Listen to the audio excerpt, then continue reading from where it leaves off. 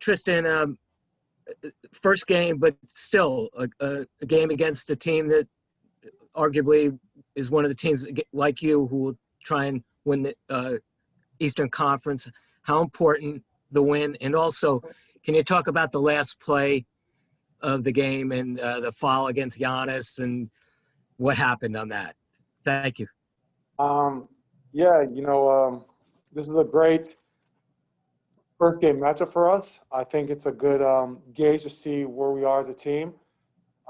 Like you said, Milwaukee and ourselves, and a few other teams in the East are fighting for that, for that Eastern Conference Finals matchup. And I think this is definitely a potential matchup for us in July or June, whenever the postseason may be. So, tonight, I'm glad we got the win. JT made a big-time shot. Like I've always said, big-time players make big-time plays when it's needed, and that's what he did tonight. But, of course, Milwaukee's going to get better throughout the year, and we are too. So we just take it as, one game at a time. We'll watch some film tomorrow and clean things up. And in terms of the last play of the game, I just try to do my best. I know they're going to throw it at the rim with 0.4 seconds. The refs make their calls. You got to respect it, and you got to, move on to the next play. And, Giannis went 1 for 2, so I'm glad it went in our favor. Mark D'Amico. Hey, Tristan. Welcome back to game action. It's been a long time, and I'm sure it felt good. Can you just, speak to what it was like for you to get back on the court in a real game for the first time in 9 months? That had to have been the longest you've ever gone without playing. Oh, for sure. It's definitely been the longest. It felt good to get back out there,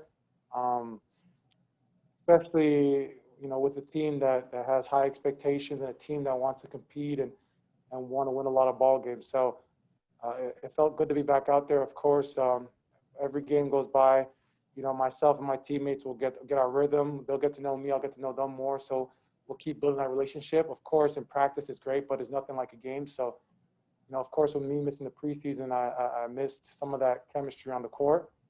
But, we're going to build it one game at a time. And tonight was a step in the right direction. Brian Robb. Hey, Tristan, you guys went with the double big look with you and Daniel. Can you just talk about, when you found out about you going to that and how you kind of felt out there with him together? No, I felt good. I think with me and DT out there, we can work and play together. He'll pop and I'll pop as well. And if the guys give us a jumper, we'll both take it. So it works. A lot of people sometimes get sucked into this whole small ball, quote unquote, idea. But I think at the end of the day, if you're a basketball player and you could, make plays, whether it's popping and shooting or popping back to a dribble handoff to get downhill, it's effective. And you saw that tonight when they went, Giannis and Brooke, we went DT and myself, and it works.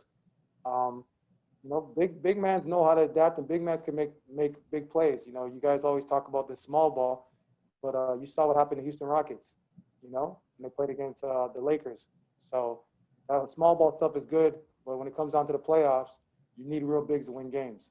And you go look at all those teams that compete at a high level for a championship, they play their bigs when it matters. So, I'm always gonna rep the bigs. DT gonna rep the bigs, so I'm always gonna stand with my big guys across the league. Final question for Tristan, Jared Weiss. So more on the double bigs, and you have a lot of experience playing in those kind of lineups next to K-Love and LeBron, of course. Mm-hmm. How do you maintain discipline and transition defense when you're going up against a team that likes to run? Because it seemed like it was a problem earlier in the game, but you guys seem to really fix that. Yeah, no, like you said, I played double bigs with, Brian, K-Love, Timothy Mozgov at one point when K-Love was hurt, we played two bigs. I think it's of course, as bigs, we're always taught to run back to the paint, but myself and DT, we understand the game is changing, and when you have a guy like Brook Lopez, once you get to the three-point line, you got to turn around and get your antennas open and be ready to pick him up because he'll stop behind 3 feet behind the three-point line and shoot. So as long as your bigs are understanding the game plan and they have the feet to move and switch on pick and rolls like myself, it's totally fine. I don't know how many threes Brook made tonight, so we did a good job keeping him off that line. So, we did a good job. Might have made even one. Who got the score sheet? You guys, what do you make, one? Yep. So he turned around, picked him up early. DT did a good job. All right. We'll wrap it up right there. Thanks, Tristan. All right, you guys have a happy holidays. Merry Christmas.